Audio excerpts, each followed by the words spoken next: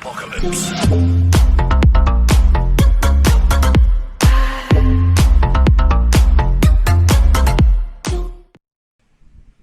Assalamualaikum warahmatullahi wabarakatuh.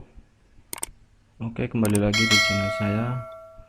Pada video kali ini teman-teman, saya akan berbagi kepada teman-teman yaitu tentang shortcut case CorelDRAW. Di sini CorelDRAW-nya X7 yang saya gunakan. Oke, di sini sudah ada list shortcut yang sering saya gunakan ketika saya mendesain. Oke, akan saya jelaskan. Yang pertama, untuk bagian kiri ini saya rasa teman-teman sudah banyak tahu ya.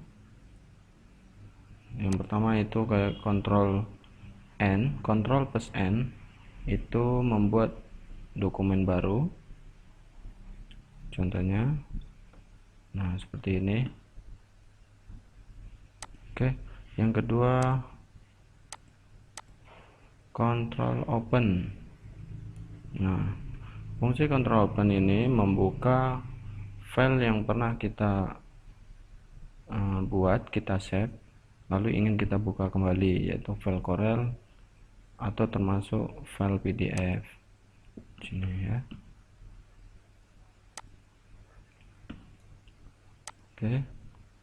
Selanjutnya Ctrl S sama-sama tahu kita, yaitu untuk menyimpan dokumen, namun menyimpannya bukan pada file yang baru. Bedanya antara Ctrl S sama Ctrl Shift S, Ctrl S itu menyimpan file yang sudah ada, kemudian untuk Ctrl Shift S itu menyimpan namun membuat file baru.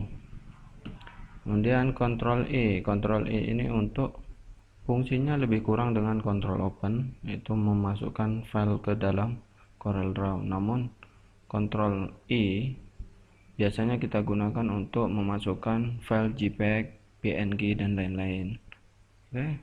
Kemudian Ctrl plus E yaitu untuk ekspor. Jadi setelah kita mendesain, nah untuk menjadikannya JPEG atau PNG dan lain-lain, maka kita bisa menggunakan Ctrl E. Contohnya di sini saya JPEG kan, filenya sudah JPEG atau JPG, atau terserah teman-teman mau filenya berupa apa, GIF atau PNG atau apa, tinggal pilih. Oke, di sini saya menggunakan JPEG. Nah, ketika saya save, export,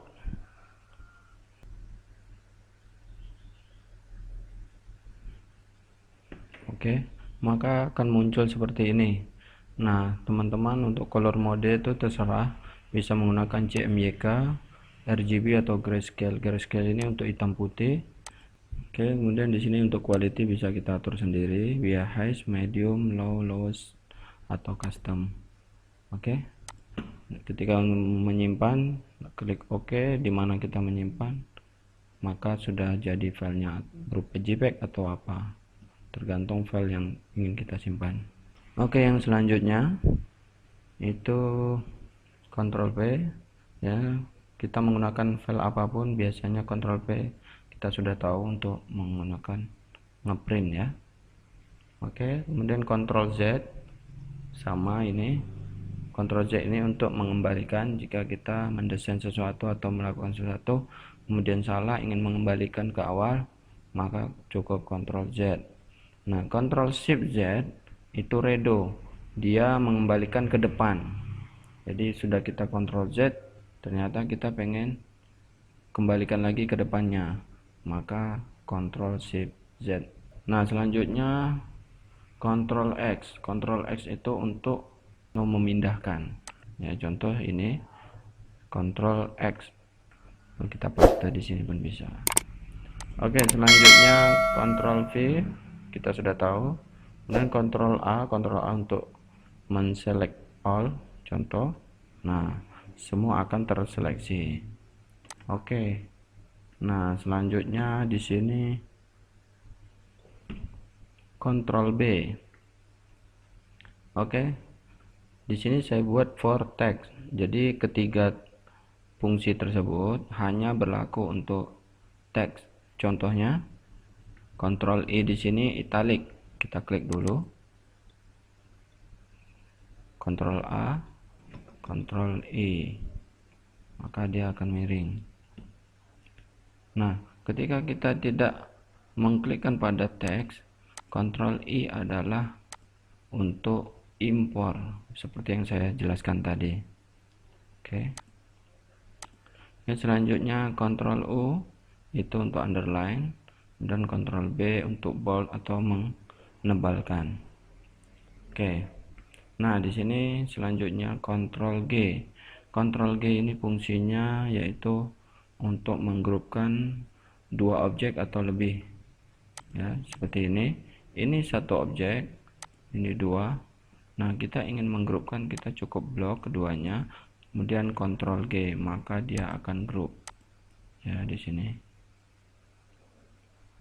Nah, untuk menghilangkan grupnya, kita bisa mengklik di sini, ungroup, atau menggunakan Ctrl U ya untuk ungroup. Oke, Ctrl U, maka kedua objek sini sudah tidak grup lagi. Oke. Selanjutnya Ctrl K. Ctrl K atau Ctrl K itu untuk break part.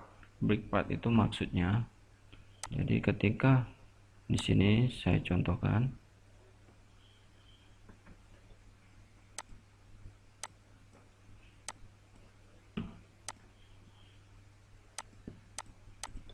nah, break apart maksudnya di sini untuk memisahkan kedua objek. Nah, kedua objek ini masih menyatu atau menjadi satu objek ya. Nah, ketika kita beri warna, maka keduanya akan berubah. Nah, jika kita menginginkan kedua objek ini terpisah, maka caranya klik objeknya, lalu di sini ketikkan Ctrl plus K. Contoh Ctrl K. Nah, maka kedua objek ini sudah terpisah ya. Ini bisa kita rubah warna sendiri, ini warna lain pun bisa.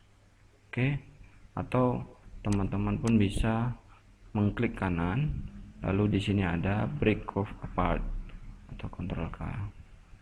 Oke. Nah, yang selanjutnya Ctrl Q itu untuk membuat curve. Nah, jadi saya contohkan di sini, saya membuat persegi. Nah, persegi ini ketika kita klik shape tool, maka pada titik di atas ini tidak bisa kita pindahkan sesuka hati, karena pada titik yang lain akan mengikuti. Contoh, ini saya tarik ke bawah, maka titik yang lain mengikuti. Nah, untuk agar kita titik ini bisa kita pindah, pada keyboard tekan Ctrl plus Q.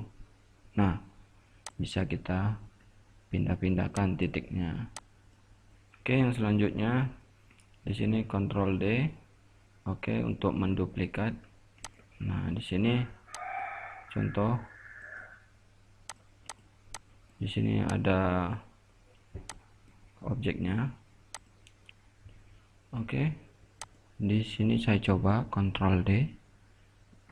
Nah, maka objek ini sudah menjadi dua.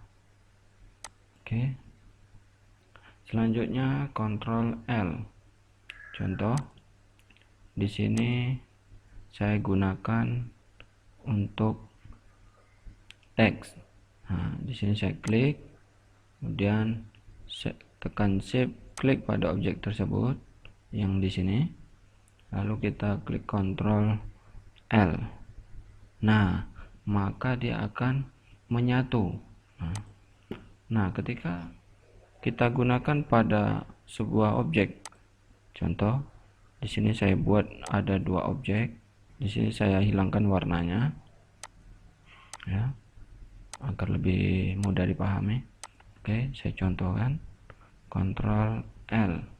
Nah, ketika kita beri warna, maka pada bagian tengah tidak akan bisa diwarnakan karena bolong. Fungsinya hampir mirip dengan trim. ya. Oke, saya beri warna, maka di sini kosong. Nah, oke teman-teman, saya kira cukup sekian untuk penjelasan pada control home dan yang lain-lain akan saya bahas pada video selanjutnya. Oke, bagi teman-teman yang belum paham bisa mengisi pada kolom komentar. Jangan lupa like dan subscribe. Terima kasih.